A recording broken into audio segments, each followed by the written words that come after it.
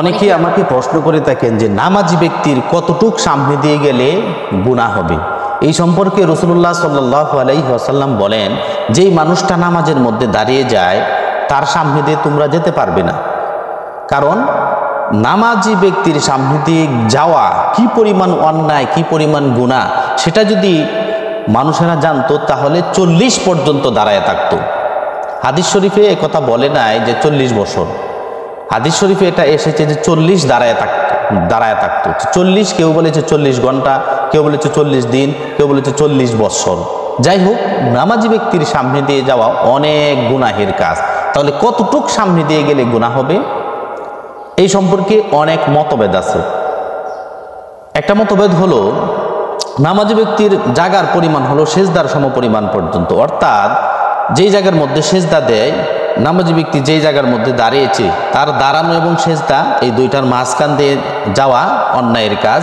এই জন্য হাদিস শরীফে বলা হয়েছে কেউ যদি নামাজি ব্যক্তির সামনে দিয়ে যায় সে যেন তাকে আটকায়, এভাবে সে যেন আটকায়। অর্থাৎ সেজদার ভিতর সেজদা এবং নামাজি ব্যক্তির দাঁড়ানো এই মাঝখান দিয়ে যাওয়া, তার সামনে দিয়ে যাওয়া, এটা গুনাহের কাজ।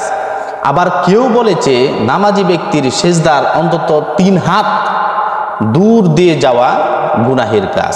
আবার কেউ বলেছে নামাজি ব্যক্তি যখন নামাজের মধ্যে দাঁড়ায় তার নজর থাকবে সেজদার দিকে, সেজদার দিকে নজর রাখতে গিয়ে যতটুক পর্যন্ত তার নজরটা চলে যায়, আপনি দেখবেন নজর যদি আপনি সেজদার মধ্যে দেন তারপরে তো 1-2 কাতার দেখা যায়। এই যে 1-2 কাতার দেখা যায়, এই যতটুক আপনার চোখের দৃষ্টি পর্যন্ত দেখা যায়, এই সমস্ত এই এরিয়ার ভিতর দিয়ে গেলে আপনি গুনাহগার হবেন। তারপরে যদি আপনি যান যে জায়গার মধ্যে দেখা যায় না, ওই সামনে দিয়ে যদি মানুষেরা যাতায়াত করে তাহলে তার যাতায়াতে কোনো বিঘ্নতা হবে না। মোট কথা হলো নামাজি ব্যক্তি যাতে করে আল্লাহমুখী হয়ে দাঁড়িয়ে যায়, তার আল্লাহমুখীর মধ্যে যাতে ব্যাঘাত সৃষ্টি না হয়, এতটুক পরিমাণ দূরত্বে যে কেউ যদি অবস্থান করে যাতায়াত করে তাহলে তার যাতায়াতে কোনো সমস্যা হবে না। আমাদের সকলকে বোঝার তৌফিক